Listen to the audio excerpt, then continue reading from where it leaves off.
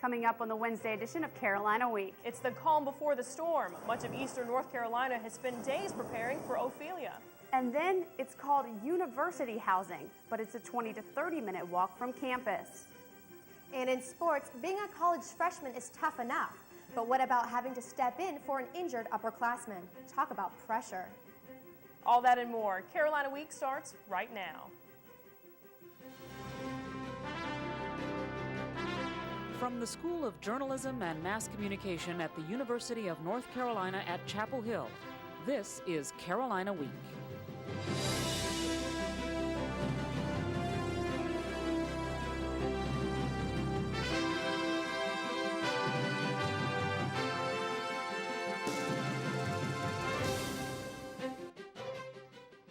Good evening and welcome. You're watching the September 14th edition of Carolina Week. I'm Tara Higgerson. And I'm Lydia Garlikov. We go now to weathercaster Erin Moore, who joins us live in the studio for an update about Hurricane Ophelia. Erin.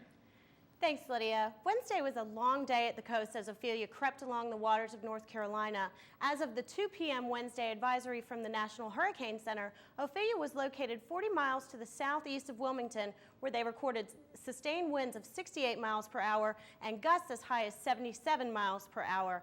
As we take a look at some footage from the coast, the waters continue to churn and rain continues to fall. Power lines are also falling, and the worst isn't over yet as of late Wednesday. As Ophelia moves towards the Outer Banks late Wednesday night into Thursday morning, conditions will worsen and storm surge, which is forecasted to be around 5 to 7 feet, could pose a threat. Lydia, I'll have more about Ophelia as well as your 4-day forecast later in the show. Thanks, Erin. North Carolinians are keeping an eye on Ophelia as it inches closer to the coast. Residents are making sure they're ready when the storm makes landfall. Chris Walker reports from the coast. Residents of Washington, North Carolina, in the heart of Beaufort County, spent Tuesday waiting for Hurricane Ophelia to hit. Even though Ophelia's winds are low in comparison to Hurricane Katrina, residents here know the danger from any hurricane is very real. The Pamlico River splits this county in half, and with storm surge expected at 6 to 8 feet, no one was taking any chances. People in eastern North Carolina know it only takes a small push to make these waters rise. A voluntary evacuation is ordered for low-lying areas, and County Manager Paul Spruill says that everyone will be able to reach a shelter. If transportation is an issue, Beaufort County will use non-essential personnel and non-essential vehicles to make runs for folks that have no other means of getting to a shelter. Those not seeking immediate shelter were making their own last-minute preparations. Some boaters were securing their property out in the middle of the river, while others were seeking ground they hoped would stay dry. Cars were lined up for gas at stations with taped windows, and food staples missing in the aftermath of Katrina were in place for this storm at local grocery stores, and people weren't waiting to buy. I'm getting ready to get some staples in preparation for the hurricane: bread, milk, and cheese. In the words of Shakespeare, "Too much of water hast thou, poor Ophelia." Residents of eastern North Carolina hope those words aren't prophetic. In Washington, North Carolina, I'm Chris Walker, Carolina Week. Ophelia is the first hurricane to come ashore in North Carolina since Isabel in 2003. While most students are getting into the swing of things on campus, victims of Hurricane Katrina are just now getting a crash course in adjusting to life at Carolina. From senior marshals to the dean of students, university departments welcome back displaced victims of Hurricane Katrina to the university, offering their help during a special orientation session. Some groups passed out fun toys, while others explained strict university policies.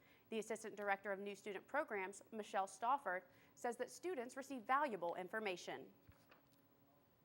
We had a number of different speakers talk about different resources on campus, such as counseling and psychological services, student health, career services, and other things that they would be able to take advantage of while here at Carolina.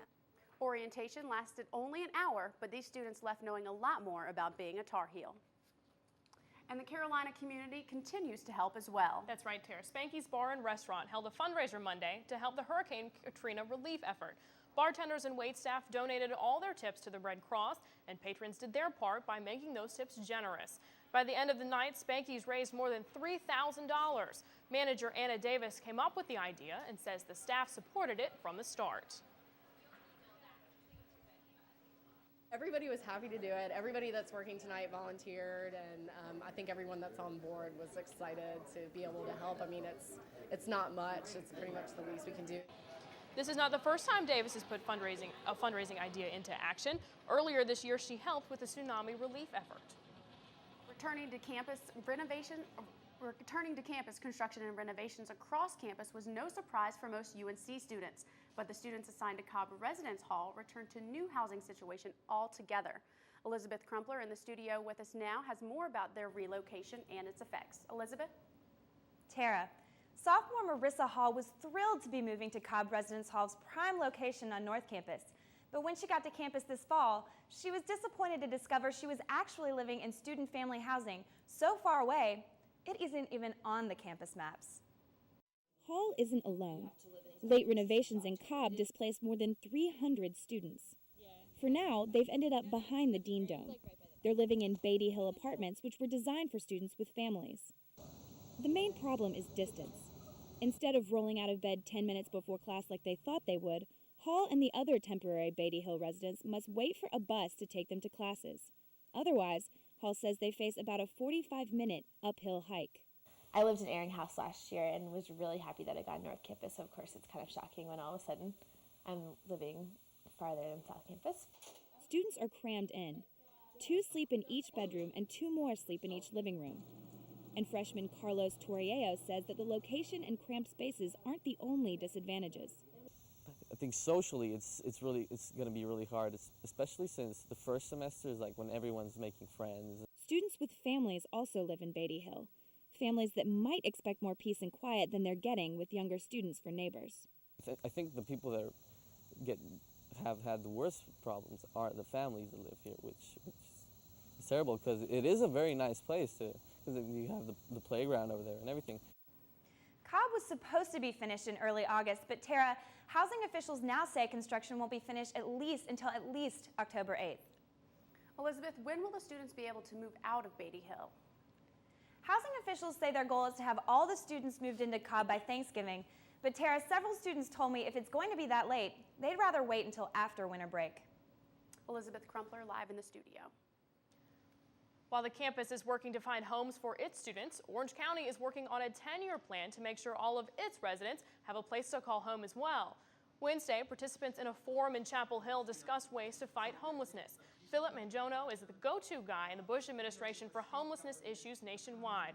Manjono says Orange County needs to study what has worked in various cities. We now know how to get the job done. We have the knowledge to get the job done, but our practice isn't matching our knowledge. So part of the 10-year planning process here in Chapel Hill will be to move the practice up to where the knowledge is. Manjono says dealing with the problem of homelessness will improve the quality of life for everyone in Chapel Hill. Well, Lydia, many people prefer bottled water to tap water. But it can cost a pretty penny. The thing is, does spending more money mean you're getting better H2O? We'll find out, coming right up.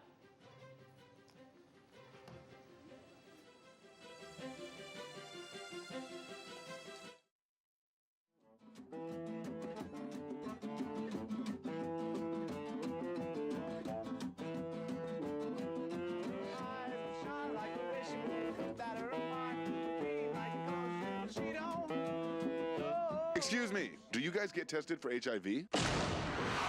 Tested for HIV? No way, man, that's just not where we're at right now. It's just about us and our music. What you doing to me? What you doing to me? Mom tells me to eat broccoli, carrots, apples, blueberries, strawberries, green beans. I like to eat oranges. They have vitamin C. I like chicken and turkey. It gives you protein. I like to drink lemonade. Milk.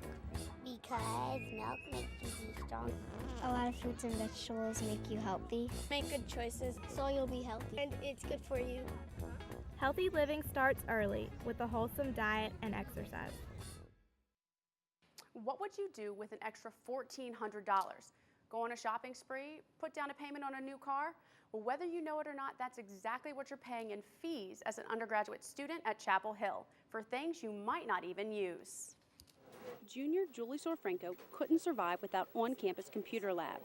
I have no idea where my cable is for my printer at home, and a lot of my friends are the same way. I haven't printed something from home since I was a freshman. Thanks to student fees, Sorfranco can print on campus for free. But it's not really free. Sorfranco and all other students pay for it ahead of time. Students pay nearly $350 per year to keep computer services such as webmail running. A similar amount guarantees health care from Student Health. Athletic fees help cover student tickets to men's football and basketball games and help support other sports. Activity fees provide gym privileges and the opportunity to participate in club and intramural sports. Student body treasurer Deneen Furr serves on 2 student fees committees. She says student fees help the university keep up with technology. If you didn't cover that in student fees, I don't know pretty much how we would operate as a student body. I mean, how can you operate without being able to go and check your email during the day and things like that? We're at a digital level, and so that has to exist. The question is, if you don't get sick often and you're not into sports, is it fair to charge you the other fees? We'll look into that part of the story in a follow-up report. More people practice Christianity than any other religion in the world, and now you can even minor in it here at Carolina. The study of Christianity and culture is UNC's newest minor. Professors hope to develop student understanding of Christian religious traditions and their influence in history and society. Professor Peter Kaufman is one of the minor's directors and says it's not religiously evangelistic or devotional. Kaufman says students don't necessarily benefit from being Christian because Sunday schools don't teach Christianity's entire tradition. An individual's confessionally interested or practicing Christian will know a great deal about the practice of Christianity in his or her tradition, his or her hometown, but the tradition is wonderfully rich. Students will have to complete 5 classes for the minor. For more details, check out our website, carolinaweek.org. Listen up. Are you in too big a hurry to find a crosswalk to use to get across a campus street? That decision could wind up costing you more than $100. Starting this fall, campus police are launching a campaign against jaywalkers. Traffic jams are common on South Road and Cameron Avenue, where thousands of students jaywalk their way to class every day. After a long wait in traffic, frustrated drivers might just trap you in the middle of the road. Sophomore Josh Terrell says the campaign to curb jaywalking is just one more inconvenience for students. I don't think it's very practical, especially with all the construction around. Like they're cutting off sidewalks and everything, and they're making it, you have to walk an extra 5 minutes to get around places. In addition to jaywalking possibly costing you a chunk of change, it can also be dangerous. So far this year, there have been 7 accidents involving pedestrians on campus. Researchers in Chapel Hill are closer to identifying the cause of anorexia and bulimia. They've identified specific genes that might cause the 2 eating disorders, but they found some differences between the 2 conditions.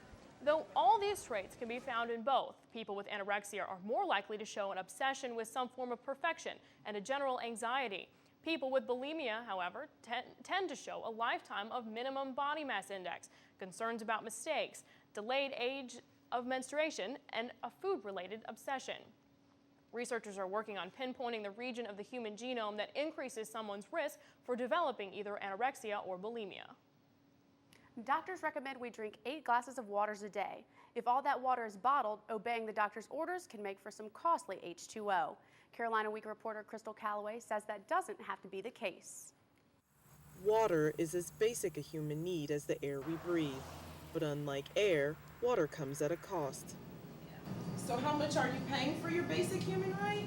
Well, here, $1.25 gets you just 20 ounces. Carolina senior Leslie Stevens says that's a price she's more than willing to pay. I can't stand tap water. I prefer bottled water. Deer Park is my favorite. In fact, Stevens' apartment is stocked with bottles of the stuff. She even has a water filtration container, all because she says tap water doesn't seem safe. I mean, it just doesn't seem clean. It tastes like it has minerals in it or something like that. It tastes like it has metal in it. The Orange County Water and Sewer Authority wants to change the minds of residents such as Stevens. Just 2 years ago, OWASA won an award for the best tasting water in the state. Public Affairs Administrator Greg Feller says plant personnel have several other reasons to be proud of their water. But another overall part of this is that we feel our water is a good value because we not only have water that meets the various water quality standards of the federal and state level, but our water averages 1 penny per gallon in cost. Experts say good, inexpensive fresh mint is only a faucet away. In Chapel Hill, I'm Crystal Calloway, Carolina Week. One reason the water in Chapel Hill and Carrboro is good is the county's limit on development near its watersheds. And speaking of water, we've got our weathercaster Erin Moore here to join us. What can you tell us about some water that's coming our way? Well, we have been seeing some rain showers in the Triangle area from Ophelia. Luckily, all the students here on Chapel Hill's campus are prepared for what Ophelia might bring to the Triangle, but it looks like it's going to be a near miss for us. I'll have your full 4-day forecast when Carolina Week returns.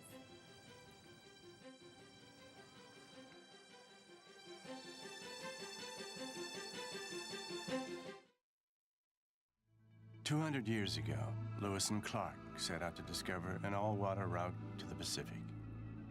But what they really discovered in themselves and everyone they encountered are qualities we can still learn from today.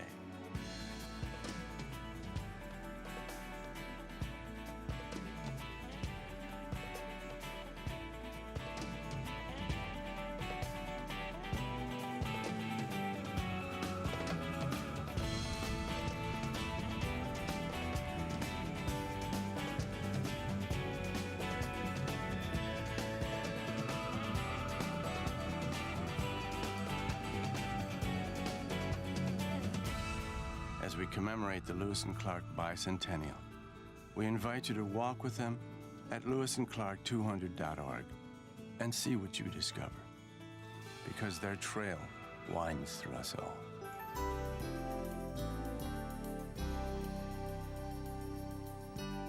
Hi, and welcome back to Carolina Week, where our main headline today is Ophelia. This hurricane is going to loom over coastal North Carolina well into Thursday night. Once the storm does pass, the Triangle will experience a quick warm-up for a couple of days where we'll see temperatures in the mid-90s, and then we're going to have a cool down as we head into the weekend. As we look at the latest on Ophelia, from the 2 p.m. advisory as of Wednesday, winds are sustained at 85 miles per hour. It is moving north-northeast at 7 miles per hour. It is going to skirt the coast into the Outer Banks on Thursday, but is currently located 40 miles south-southeast of Wilmington. The center is forecast to make landfall on Thursday near Cape Lookout, but hurricane-force winds do extend 50 miles out from the center, and tropical storm-force winds extend out about 140 miles. So it's not just the Outer Banks and Wilmington that will be experiencing the effects from Ophelia. If we look at the satellite map, we can see here's Ophelia looming over our coast. We've got a cold front which is going to act to push Ophelia off to the northeast.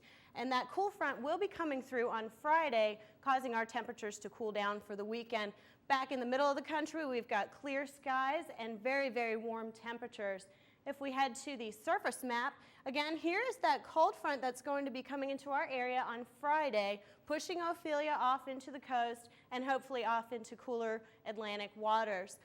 We've got a high pressure ridge here, and we do have very unsettled weather down here into western Tennessee and just north of Louisiana. So we're going to keep an eye out for that, as that could be a weather maker earlier as we head into the work week next week.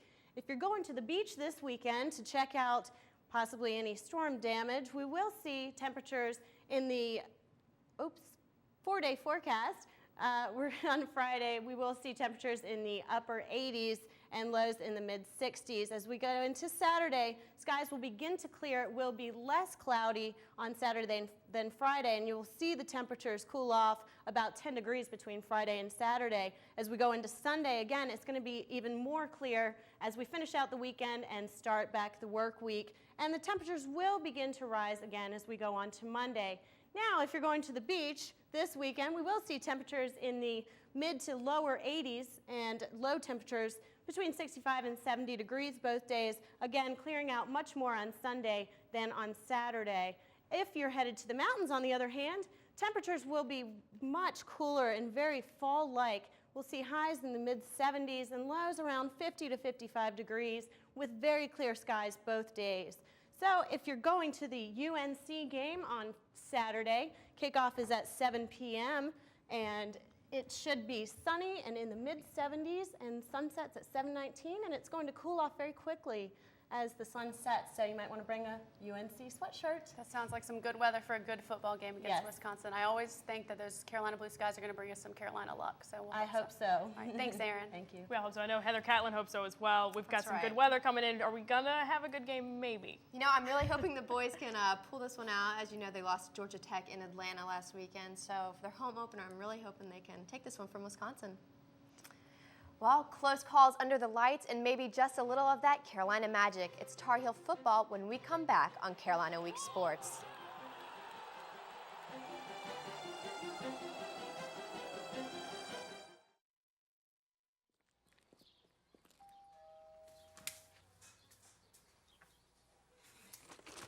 Mrs. Abruzzo, I'm Ed McMahon, and we're signing up people for. Yes, I am.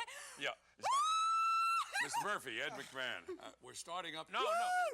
Dreams really do be come it, true. Be it Hombre, no, Yes, Ed con McMahon, cámaras. see. Ed McMahon. Yes, Ed McMahon. We're having our first Ed ever. McMahon. Yes. Tuesday night at the high school. We're starting up the neighborhood watch in this area, and here's all the information. Stevie, get down here, please. No, it's just 5, 6, 7, 8. No tango de now. Neighborhood watch. We're having this neighborhood watch, the first one. Right. I'll come back. Bye-bye. Bye-bye. Thank you.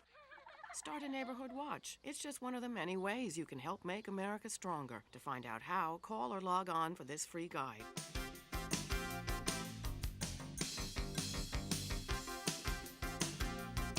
Welcome to Carolina Week Sports. I'm Heather Catlin.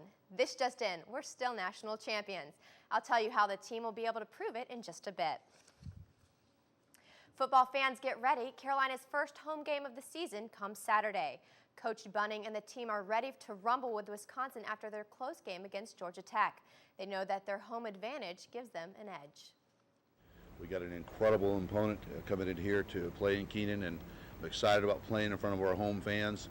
I know that they saw a team that would not fold last week, and we hope that we can play better because we're going to need to against Wisconsin. The screen to Daniels, 3, 2, 1, touchdown.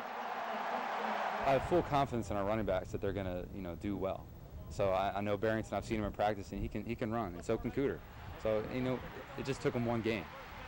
We know we can play offense, and we know we can. And Baker can throw the ball, and we got wide receivers that can catch. We can make big plays. I think it's a big advantage for us, because me and Jesse out there, big tall receivers, you can basically throw it up, and me and Jesse going to get it. It's very exciting knowing, when we're playing at home, it's a night game. We usually play good at night, so it's very exciting, and we real pumped up about it, and we just ready to come out and play. We've got great athletes on this team, and I think we can play with anybody in the country. Pulls away, midfield, 45-40, 35-30, 25. The Heels will test that theory on Saturday. The Badgers will bring a potent offense to Kenan Stadium, and Carolina will need more than a little bit of the home crowd to win this game. Well, as the football team prepares to play Wisconsin, no one is forgetting the victims of Hurricane Katrina. The players and staff have donated more than $10,000 towards the relief efforts. If you're going to the Wisconsin game and would like to donate, look for the student athletes. They will be collecting donations on behalf of the Red Cross. And here's one student athlete who's not hard to find in a crowd. Vikas Gowda stands almost 7 feet tall. He threw the discus 206 feet and 2 inches, placing second in the Asian Athletic Championships in Korea. Gowda was representing his home country of India just as he did in the 2004 Olympics. He will be entering his last season on the track and field team as a Tar Heel. Volleyball involves instant reactions, high-flying coordination, and experience. And with 7 new freshmen, I wondered how the volleyball team is dealing with this inexperience. Being in the right position at the right time is crucial in volleyball. And while it's a fast-paced game in high school, it's dramatically faster in college. Usually freshmen have a year or two before they become starters, but with this year's young team and with 2 upperclassmen starters injured, head coach Joe Segula has had to rely on the freshmen more than usual. It's a unique year where you don't want to be able to put them on the court right away, but we're forced into it because of the injury situation with our team. So they're going to be learning out there, getting experience right away and early in the season, which will hopefully just add to their level of play and later on in the year. Senior captain Danny Nineheis, who was one of the injured starters, but also the team's most consistent offensive player, says that the freshmen are learning fast, but it doesn't compensate for the lack of experience. We're not able to put the ball away in ideal situations when we need to that the older experience brought us last year, but everyone's working hard, so it'll come along. While the team is 3-4 on the season, Segula isn't worried about the big picture. Our motto is to improve ourselves from one day to the next. Did I get better from today than I was yesterday? The Heels will compete in a tournament in Rhode Island this weekend. A Tobacco Road rivalry will be renewed Wednesday night when the men's soccer team travels to Cary to battle arch-rival NC State. Carolina is currently ranked second in the nation with a perfect 4-0 record, while the Wolfpack, well, they're not doing so hot. More impressive, behind goalkeeper Ford Williams, the Heels have not yet allowed a goal. Talk about domination, Carolina has won or tied at least 10 times since the teams have met. Well, guys, at the football game, the men's basketball team will be receiving their national championship rings, so you have to make sure you're there. Well, of course we'll be there because it's the first game, and it'll be a nice bonus to see our men's basketball team. All right. Thanks, Heather. Thank you. Doing your laundry has never been easier. Find out how you can watch your wash from the web. We'll tell you right after the break.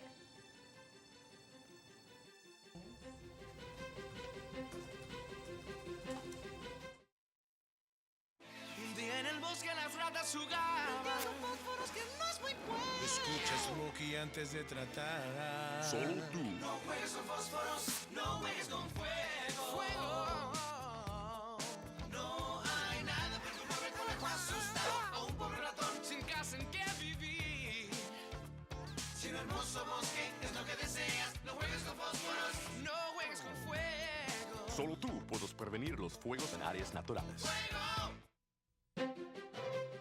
If you have a story idea, contact Carolina Week at 843-8292. You can also visit us online at carolinaweek.org. If you have questions about this program, write Carolina Week at Campus Box 3365, UNCCH, Chapel Hill, North Carolina, 27599. Okay, everyone who likes doing laundry, raise your hand. Just as I thought, which means you'll like this next story. Reporter Keena Patel tells us doing laundry just got a bit more convenient. It happens all the time. A student heads all the way down to the basement to do laundry, and the machines are full. We'll take a look at this. .com to the rescue. It's really great. It's so you don't have to run down and then all the washers are full and you just, wasted a trip down the hall. This new website, laundryview.com, lets students monitor laundry rooms in Keenan Community from their computers. No more wasted trips. It may be a little thing, but it can help avoid a lot of aggravation. Here's how it works. Before you decide to start a load, you can check the website to see if there are any washers and dryers available. And after you load your clothes, you can go back to your room and set up an email alert that will be delivered when your clothes are done. The Laundry Review website serves over 30,000 different laundry rooms, just like this one in Alderman Dorm. Right now, the service is only available in Keenan Community dorms, but eventually all dorms will have Laundry View. I use it every time I do my laundry because it's just such a pain to have to go down there and guess, are they open or not? I just click. Convenience is the biggest advantage to laundryview.com. It's not as great as having your mom do your laundry for you, but it's the next best thing. In Chapel Hill, I'm Keena Patel, Carolina Week. Lydia, that's certainly a great service, especially for those students on South Campus who are probably anticipating this because they've got those 10th floor rooms and they've got to go all the way down to the basement. Exactly. And there's nothing worse than having missed when your laundry is done and coming down and finding out someone else has removed it for you. Exactly. Well, I think that's going to do it for this edition of Carolina Week. Thanks for watching. Good night.